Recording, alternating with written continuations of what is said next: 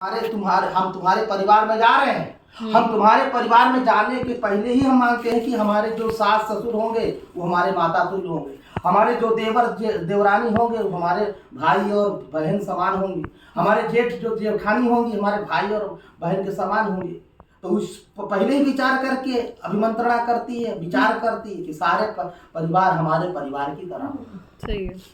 तो ये विचार है। लेकिन अगर इस विचार में स्थापना अगर विचार में देना चाहिए कि विचार हमारा अभिमत नहीं है, विचार गलत है हमारा, तब समझो कि ये विचार सही नहीं है, तो समझो कि हमको बहुत सीखने की जरूरत है। सही है। बड़ों से बहुत राय लेना चाहिए। बड़ों से अगर ज्ञान नहीं मिलता है तो संतों के पास जाओ, संतों के पास जाओ, ज्ञानियों के पास जाओ और उनसे समाधान लो।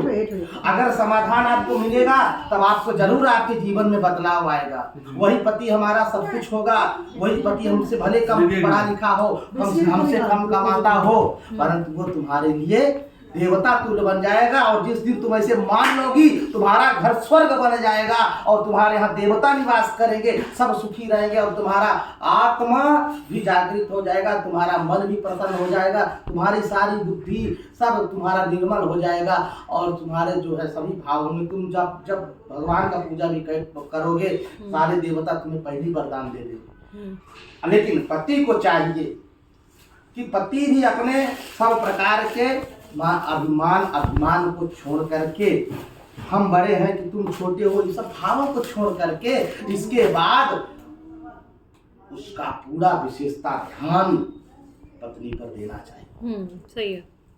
अगर पति इस प्रकार से नहीं करता है तो पति को कोई देवता माफ नहीं करता। हाँ। और पति को कोई भी समझ लो कोई आशा प्राप्त नहीं होगी, सब निराशा ही लगेगा, जो कर्म करेगा सब खंडित हो जाएगा। सही बोला आपने। हाँ। कैसे है, यत्र नारी पूज्यन्ते तत्र रमन्ते तत्र देवता।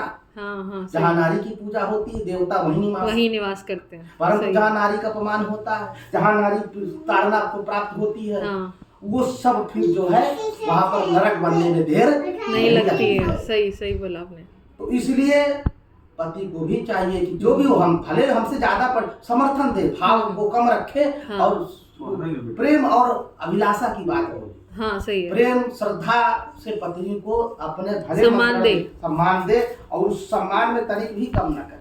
और इससे अगर सम्मान देता है तो उसको अवश्य ही धीरे धीरे उसके सारे इच्छाओं की मनोकामनाओं की पूर्ति अवश्य होगी। और जो भी काम करेगा छोटे छोटे कार्यों से भी बड़ा राजा बन जाता है। सही। इसके बहुत बड़े बड़े उदाहरण है शास्त्र में, सब कहने की आवश्यकता